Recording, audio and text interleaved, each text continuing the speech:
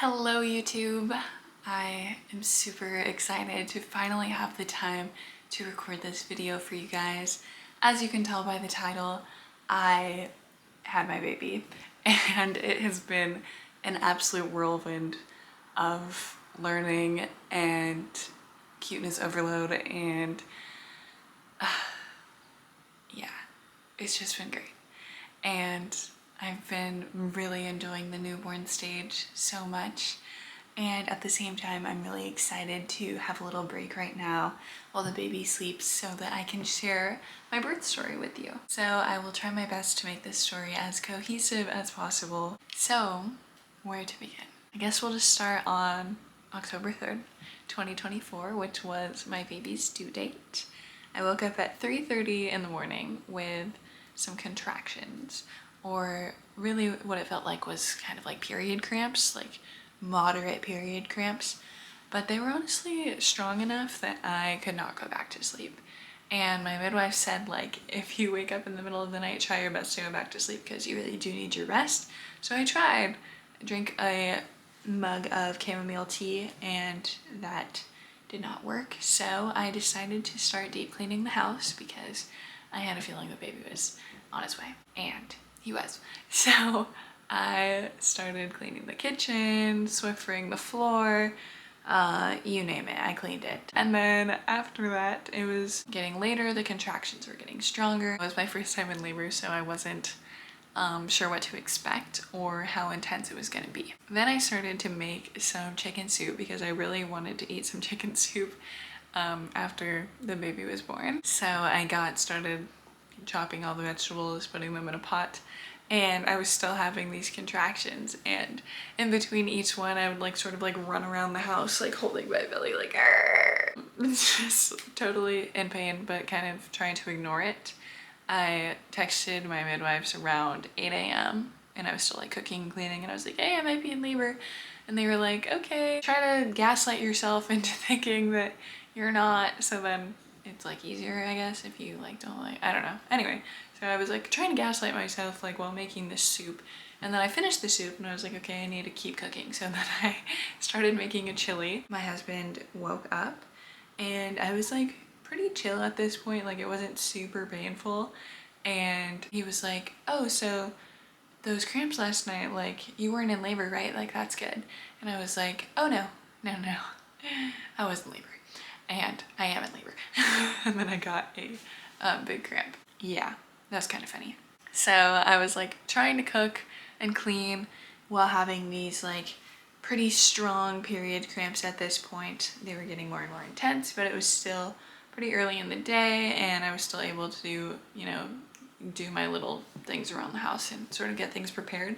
So I spent most of the day doing that while the feelings intensified. Eventually, in the afternoon, it got to the point where we decided to like call the midwives and tell them like, hey, like these are getting pretty intense now. They were like, okay, like you just let us know when you're ready for us to come. And I was like, okay, still not really knowing like how intense it was gonna get. I do remember there was one period of time where I was thinking to myself like, wow, like this is pretty intense. What will I do if this is like half the intensity it's gonna be? Because there's a very good chance it could be like much more painful than this. I contemplated that for a bit and I decided that I could probably manage because the cramping was nothing I hadn't experienced before. I mean, it was just like a really painful period cramping.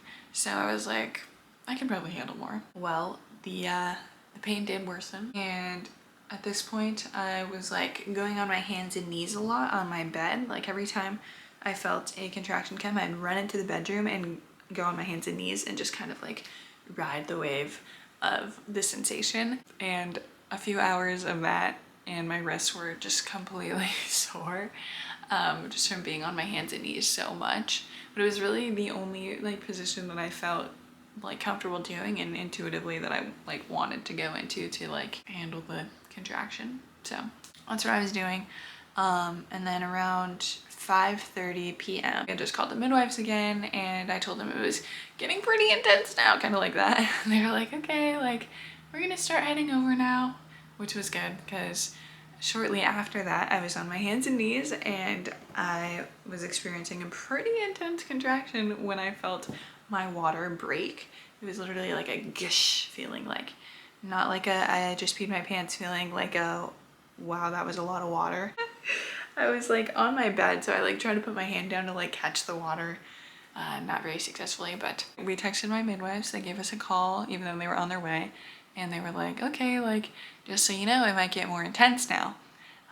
It did get more intense. It was really getting painful at this point, but I was just sort of like, what else was there to do besides feel the sensation? So that's what I did. Finally, when my midwife arrived, she came into the bedroom. She's like, how are you? And I was like, yeah, this hurts. Like, I'm okay though. I don't know if I said I'm okay. I think I just said it hurts. She was like, yeah.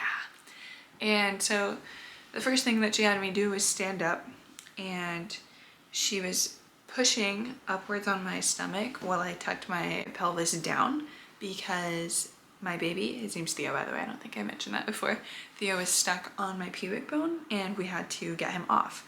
So she was having me like try to breathe while she like pushed his head off the pubic bone. She said, we're gonna do this 10 times. And I was thinking to myself, 10 times? Like, oh my God, how am I gonna do that? It was really hard. Honestly, the hardest part was like the mental challenge of like, oh my God, I have 9 more, 8 more, 7 more. And it was just really intense at this point. It was seriously intense. And so she was pushing and pushing and he just wouldn't come off the bone. And at the end of that, she was like, okay, you're done. I didn't know that he was off. And honestly, I wasn't even thinking about it at that point because I was just so focused on getting through like the pains of each of the contractions, because at this point it was pretty painful. And then my student midwife, or rather my midwife's student midwife, came and she was like, how are you? And I was like, this hurts.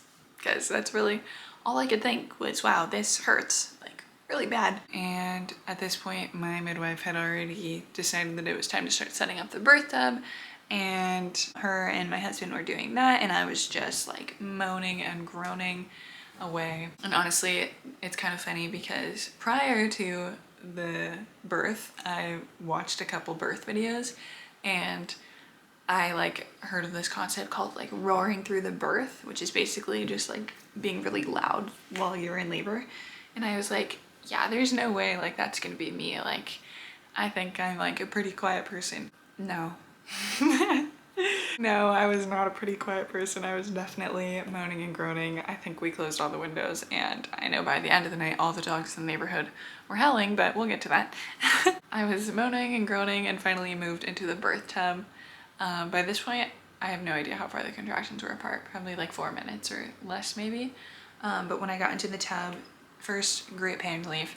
Second, it kind of slowed down the labor, which was nice because I really needed a break at this point. So I was just sort of chilling in there, and then it started picking back up again. Very painful still. I had no idea what stage of labor I was in, and I really wanted to know because I wanted to know, like, I knew how many hours were in each stage and like the intensity of each one. So I knew like active labor was pretty intense and long, and then transition was really intense but shorter, and then yeah. So I didn't know what point I was at, and that was like frustrating for me. And I also noticed that I was really in my head the entire time that I was giving birth. And I honestly think that if I was more able to get into my body and less in my head, I probably would have had a shorter labor, but I just couldn't stop thinking like, oh my gosh, like how much time do I have left? Like, this is so painful. What stage of labor am I in? Like, when is my baby gonna get here? I just couldn't get out of that mindset. And it was just so frustrating. I just felt so many feelings of frustration, especially because like he was trapped on my pubic bone and I had no idea like if he was gonna come off, or like I didn't know what was going on really. So I just kept doing it. I just kept riding each contraction, and they got closer and closer, and I kept whining like a baby and saying, when is this gonna end? Like, oh my gosh, this is so painful. And honestly, it was so painful. It was definitely the most painful thing I've experienced and was really hard, but so worth it. Anyway, eventually I started to notice that I was like imagining the baby moving down, which was the transition period. And since I was imagining it, I realized like this is probably actually happening. Like he probably is moving down. This is probably transition. So I knew in my head, like, okay, this is going to be hard, but it's going to be short. So we can just make it through. And I was also thinking, okay, it's honestly probably too late to go to the hospital now. We're this far. Might as well make it through to the end. So I did. And then I started to feel the urge to poop. And I told my midwife and I said, I think I'm about to poop. And she was like, that's okay, we'll clean it up. I was like, okay. And so I just started to let myself feel that. And soon I realized, oh wait, this is actually pushing. Like I'm not pooping, this is what pushing is. It literally feels the exact same as pooping. And so here I am, what feels like pooping, but is pushing. I was like, thank God I'm pushing. Finally, like we're getting close now. I'm like pushing and pushing for a long time and I'm feeling like, okay, like he's almost here, he's close. And then I turned to my midwife and I'm like, when is this gonna be over?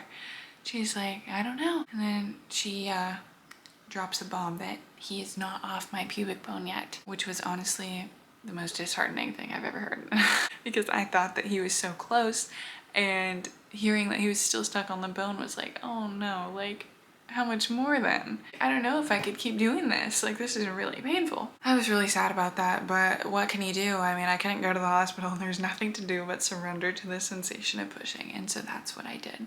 Okay, sorry about that. My camera died and then the baby woke up and now it's a few hours later, but I want to resume the story. So yes, I'm pushing in the tub and my midwives noticed that with every single push I was coming up onto my knees like that, and it was honestly getting really tiring for my legs. I had to like stretch them out in between surges because it was just really hurting my legs at this point. And so my student midwife suggested that I put like a leg up like that, you know, or like both legs up like this to make it easier to push. But honestly, I tried that and it didn't make it easier because I really just wanted to be in the other position. I don't know if it was like intuition that made me want to like go up into that position to maybe make it easier for the baby to come out or what, but that's the position I felt most comfortable doing, and I honestly really hated putting up the legs like that. So did not do that, but eventually they convinced me to change positions and try out the bedroom or the bathroom. So I got out of the pool and went to the bedroom and it was absolutely freezing. So I decided, no way, I'm not doing that. Didn't want to go on the toilet, so walked back to the tub and they had this little stool. I said, how does this stool work?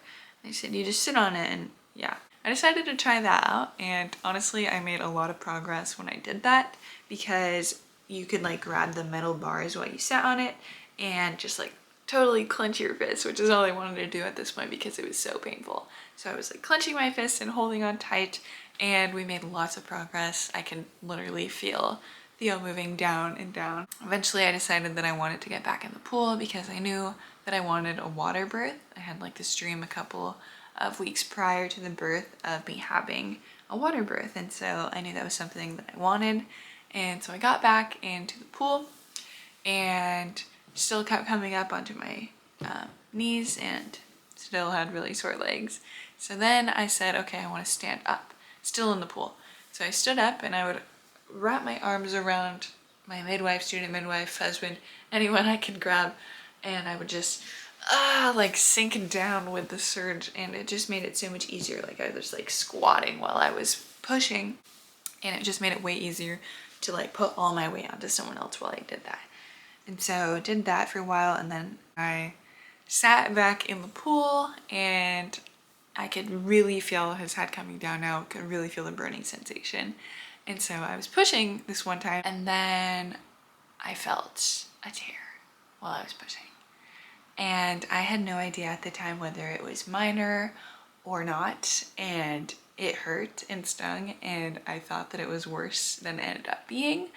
But that tear seriously scared me because I really did not want to tear. I was scared of getting stitches and tearing, and it was just really not something I wanted. So after I felt that, I started kind of freaking out and I was like, okay, I really don't want that to happen again. So when he was actually crowning, you know, like the ring of fire sensation that you hear about, yeah, I definitely felt that. And I knew once I was feeling that it was time to start going like and just slow everything down because I really didn't want to tear. So I started breathing like that as he was crowning, which gave me enough time to, you know, expand to fit his size without tearing. And then his head was out. And at this point I was in total shock. I was like, oh my God, oh my God, oh my God. What? Like, it was such a strange sensation to feel like a head come out. Like, I know obviously, but like, seriously, such a like slimy, but anyway, his head was out and then a couple of pushes later and his body was out and he was in the pool. And my midwives were like, are you ready? Are you ready? And I said, yeah. And then they pulled him out of the water and brought him on my chest. And it was the most shocking and beautiful thing I've ever experienced. Yeah, it was entirely shocking. I guess I didn't realize how real this pregnancy and baby was until he was literally in my arms. And then I was like, oh my God, there's really a baby in my arms. And like, I have to take care of it. And I love him so much that it hurts. And I don't know what I'm doing. I don't even know how to hold the baby. And I said, how do I hold this? And my midwife showed me. And thank God they were there because I was so like shocked. It was just a lot. I was honestly like shocked that I just did that. I was super proud that I did that. And after a while, he finally started coughing, which we were all happy about, and crying. He did have some breathing difficulties when he was born, which we later found out was called TTN. I don't remember the full name, but basically excess fluid was in his lungs, likely because from the time my water broke to him being born, it was rather short, and so his chest didn't have enough time to compress as much as it should have and get all that fluid out. So he was born with some excess fluid in his lungs, which led him to have a really rapid breathing when he came out. And so I was either too in shock or maybe I just wasn't too concerned, but I wasn't really worried about the fast breathing. However, my husband and midwives were very worried about it. He kept breathing that fast for days after that, but they ended up staying probably 12 hours after the birth to make sure that his breathing was normal enough that we didn't have to go to the emergency room. I was honestly a little worried because we were having a hard time breastfeeding at first because he couldn't breathe, and I had to like push down and make space for his nose so that he could breathe, and it was really challenging at first. And at about 3 a.m. we finally got the breastfeeding down. My midwives had been there for several hours now, and it was scary and it was hard, but a few days later he had more normal breathing. We ended up taking him to the pediatrician and they said everything was fine, there was no fluid in his lungs. And so Theo Andreas Nelson was born at exactly 10 p.m. on his exact due date, October 3rd, 2024, weighing exactly 8 pounds. He's very exact. As it turned out, all of the things that I had planned for my labor, like I built this little birth altar, didn't end up using it.